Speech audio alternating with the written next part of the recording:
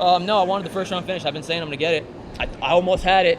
He's good, man. No, he's good. He's a tough guy. He knows. He's a veteran too. He's got those tactics. He was taking a little while to get back up because he knew he was rocked after that knee I caught him with in the first round. I think if the referee would have pushed him to get up, I think I was definitely gonna finish him. It's funny though. He tells me at the weigh-ins not to run after that knee hit him. He didn't stop running. So I thought it was pretty ironic. And you think he was trying to pull guard and trying to get you to the ground? Of course, I'm not playing that shit. Why am I going to play his game? I'm beating him up on the feet. He's hurt. Why would I go to his guard telling me to come down there? I'm not stupid. Right. I mean, How much does that frustrate you when a guy does something like that? it happened. If you watch my debut fight in Albany, the same thing happened. It's frustrating, but I got to keep my calm. I keep my cool. I don't want to blow my load trying to do something stupid. I knew he was hurt, but I know he's a black belt. He's really good on the ground. So if I would have went to the ground, he wasn't going to try to submit me right away. He was just going to hold on, try to weather the storm, and then buy some time. So I wasn't going to play into that. Every time he does that, does that just increase your confidence? Yeah, exactly. It's like, you want me to go down there, it means you really don't want to stand. So I'm gonna make you stand. Does it seem like that backfires on guys who do that? I mean, we see that happen every Yeah. I mean, personally, I think it does. But in my head, it means you really don't want to stand with me. So let's go. We're gonna stand. It also seemed like his punches, like you were seeing them coming a mile away. Like he was just throwing ones. Exactly. Yeah. And then you were just moving. Yep. I honestly, yeah, you're right. I saw most of his punches, and ones he caught me with, in my head, I was like, "You kidding me? I really got freaking caught with that." Yeah. He kept like throwing that overhand right and like slapping me on the ear. Like I was shoulder rolling it good, so it didn't really hurt. But I was just like, "Come on, how many times are you gonna freaking?" I see it coming. He's throwing it from left field, and I'm just. It took me a while to register. Like, move the fuck out the way, or just fucking hit him back, or take a side step, something. Did he hurt you with any of them? No, he hit me with a good body kick. Okay. Because I think it looked like it was gonna be a round kick, and it turned into like a snap front kick right under the rib. But I said I'm not gonna let him know it hurt, so I just kept pressing forward, letting him know it didn't really phase me. And obviously you're from the Bronx, right? Originally from the Bronx, lived there for 11 years. I live in Monroe, New York. It's about 5 minutes from the Woodbury Commons. Have you ever been there? Yeah. That's where I live. That's my town. So what, like, emotionally, does this mean? I mean, yeah, man. Tiger Schulman's. I'm sure you're from New York. You know Tiger Schulman's. We have so many fighters, so many students here. Yeah. I got 3. It's me, Jimmy Rivera, and Lyman Good, and then we have like over 1,000 people here. We made born and bred Tiger Schulman shirts. We sold over 1,000 shirts. So we have so much support, so much people here. I was the second fight of the night, and it sounded crazy. Yeah, when I was did just you making hear that them? walk out. Yeah, of course. I hear them every time. Honestly, this is the first time I fought with both my teammates at the same time. And if you watch my last fight in the Key Bank with Charles Rosa, it was just as loud because I roll deep, man. I have a lot of family, a lot of friends, a lot of supporters that come. I don't even call them fans. Those are my family. Yeah. They all have T-shirts. Yeah, and exactly. Stuff. They all roll with me. He's had signs out on the road, right? Yeah, exactly. Yeah, my coach said I remind him of Manny Pacquiao, like with the big entourage. Because if you look at like in the hotel. If you go to the hotel after this, you'll see the main lobby is going to be all my family, friends, my teammates, everything. Driving into the arena, they were like, yep. I saw them. like every, We have Tiger Schulman schools all over Long Island, so yeah. Was there a reason you didn't throw any kicks when you had him hurt? I thought he was going to try to take me down, so I said, screw it. The hands are working. Why even waste energy throwing the kicks? In hindsight, I do wish that I threw a little more kicks just to mix it up a little bit more, but it was working, so if it ain't broke, don't fix it, you know what I mean?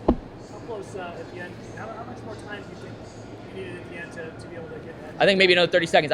I knew there was only 20 seconds left, so I was like, he's just going to hold on to me. It's going to take me more energy to try to get up and then try to have him stand up. So I said, screw it. Let me just freaking Donkey Kong him to the bell rings. You think another 30 seconds of that, you'd been able to get a stoppage? Yeah. I definitely. Do you want to fight at MSG? I wanted to take a break. Okay. I've been doing back-to-back fights. I was supposed to fight in October. That fell through for CFFC, and then I got the short notice call to fight Thiago Trader. I was 7-0. The dude had 30 fights. Took that fight on 2 weeks' notice. Won that fight. Then I go right into the Buffalo fight. Then I go right into this fight.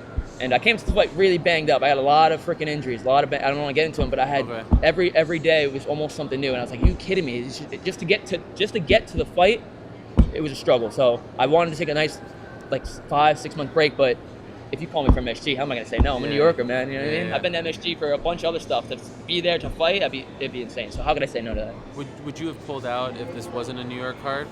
I wouldn't have pulled out, but I haven't sparred in over 3 weeks. I should say that. Okay. Yeah. Wow. Haven't done any sparring in over 3 weeks. Tried and I had to stop. I did about 1 minute of a round, and the injury I had was just nagging me. I could barely even throw a punch. Is that why you didn't take off your glove? No, my hand. It wasn't hand related. My hands are hurting now from hitting him. It was my knuckle. This happened almost every fight though. Wow. Yeah. So how are you feeling overall? I mean, is that injury bothering you? No, the injury. Right now? I rested it for the last week. Didn't do anything really besides hit some pads, Uh-huh. and it feels great right now. Okay. So I'm actually going to Vegas on Monday, family vacation, but I'm going to go to the Performance Institute, and I was talking to one of the guys. They said they'll be able to get me into the Tough Gym to watch the Tough show. I'm a die-hard fan, man. So if I could go behind the scenes and see that kind of stuff, Yeah. that's like a dream. I'm going to be a kid in a candy shop. That's great. Yeah, I've been to all the fan expos, the first couple fan expos. I went to Vegas when I was 18, 19, 20, 21, just for the fan expos and for like fight weeks and stuff like that. Wow. So Yeah. is this surreal to you that you're part It's of very this? surreal. My friends even say it because we're diehard fans, and they're always like, "Dude, we're here because you're in the UFC." This is so weird. And we're walking through the hotel, and my first go fight, all my friends are like, "Dude, there's Chris Weidman. Dude, there's this guy, That's this guy." wild. It's crazy still. So since you know the sport so well, I mean, do you have an idea? You know how this works. So who makes sense for you next on your path? I gotta look at it, but honestly, what I'm thinking about right now is resting and just spending time with my family. Like my daughter's only 5 months old, not even 5 months old yet. Yeah. So I live in a small 700 square foot apartment. I'm trying to move up, man. If I can get a bonus off of that performance, God willing, please, I'll take it, Sean. Please. Yeah. How many people live in the apartment? Me, my wife, and my daughter. Wow. Yeah. So you have one bedroom? Yeah, 1 bedroom apartment, 700 square feet. It's not very big. And Yeah. you know, when you get a baby, it takes over your whole Yeah, house. yeah, So yeah. it's pretty much her house. What would you do Everywhere. if you get the bonus? What would I do? Yeah. That's a nice down payment. I got the bonus for my last fight, so Okay. that'd be a beautiful down payment for a condo or something. So I would love that. That would mean the world to me. So Favorite fighter of all time? mine, hard to pick one. I'd say, can I give you 3? Go I'll give you ahead. 4. The Diaz brothers, Okay. definitely in there. Matt Hughes was probably the reason why I'm in this sport, and then Crow Cop. I'm a huge Crow Cop fan. Huge. And One why of is the only Matt guys Hughes? I haven't. What'd you say? Why Matt Hughes? Is the Matt reason Hughes, why? his first fight with Carlos Newton, when Oh, he slammed him and knocked yeah. him out. I was watching UFC Unleashed episode when I was in 8th grade, and I saw him slamming, and I was like, what the hell is this? What am I watching? I was like, you can do that? He's sleeping? But he won? I was Wow. like, what the fuck? Instantly hooked, and then the Ultimate Fighter season 2 started. Die-hard fan from that point on, and then me and my friends back in 9th grade, we looked up a local gym, found a Tiger Strongman's gym that was 15 minutes from my house. Went to that school, and the rest is history. I still am at that school, and I cut back now, but I was the head instructor at that school for up until I made it to the UFC. Wow. Yeah, I still work there, but not the head instructor anymore, so I can Yeah, focus a little bit more on fighting. Hey, Jay. What's up, brother? In your last fight, you were fighting a smaller man. Your left hook actually landed a lot more, and I actually said to you, I was like, you're actually one of the longest fighters for the featherweight. Yeah, this guy's big. Yeah. 5'7" my ass, come on, man. 5'7", come on. That dude's at least 5'11". If I'm 5'11", he might have even been bigger than me. But yeah, it was good. Sorry, what was your question again? Yeah, so how difficult was it landing that left hook because you were fighting the bigger fighter tonight as opposed to your fight? Yeah, if you watch the fight, I remember most of it. The right hand was more of the money shot than the left hook was because I was reaching too much with the left hook. So I wish I would have, in hindsight, set it up a little bit better. My coach would tell me to go to the body. When I did go to the body, I heard him to the body. I'm like, you gotta be kidding me. 3rd round, I did this too fucking late. I was like, should have listened earlier. But it was open there, so Great fight, man. thank you, appreciate it, thank you. Because you're such a big fan of the sport, you want to give a couple predictions for next week's show? Absolutely, I love it. Rematch, who you got? Love that fight. That's a pick 'em, honestly, because if John Jones fought the way he fought Ovin St. Preux, I think DC can beat him. But we don't know what Sean Jones we're getting. He can come back, eat that much better. He can come back a little bit stagnant because he's been out for so long. That's a pick 'em. I'm gonna go with John Jones just because he won the first fight. But if DC wins, I'm not gonna be shocked. What about Woodley Maya? Fun fight, but I'm a big Damian Maia fan, but I gotta go Woodley. I feel like his wrestling's gonna be too strong. But Maia's been looking good, man. So it should be a fun fight. Any more? Come on, I can do this all day. Cyborg Evinger. Huh? Cyborg Evinger. I feel bad for Evinger. She's tough, but how do you pick against Cyborg? You're fighting at 35, right? Honestly, Cyborg. Gotta go to the second. I put money on that. Cyborg. First round? Cyborg, first round. If it goes to second, then second round. If it goes to third, then third. Cyborg. Wow. I can't see Cyborg losing. But most importantly, Mayweather-McGregor. Break it down for us. You're a boxer.